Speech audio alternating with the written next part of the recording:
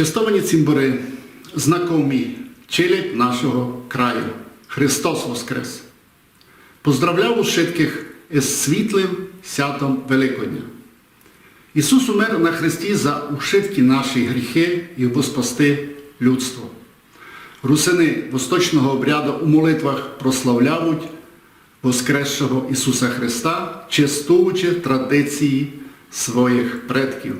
На жаль, у цей час, усі дні, ми не можемо, як усе, поцілувати плащаницю, посвятити Пасху і послухати службу Божу у храмі.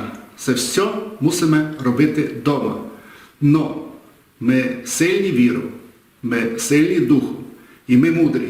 Тому я уверений в тому, що скоро переживемо цей вірус, цю епідемію і вернемося до нашої обичної життя. Вінчую, щоб у кожній хижі панували мир, любов, здоров'я і Божа благодать. Червоного вина уб'єме, коронавірус уб'єме. Христос Воскрес! Воістину Воскрес!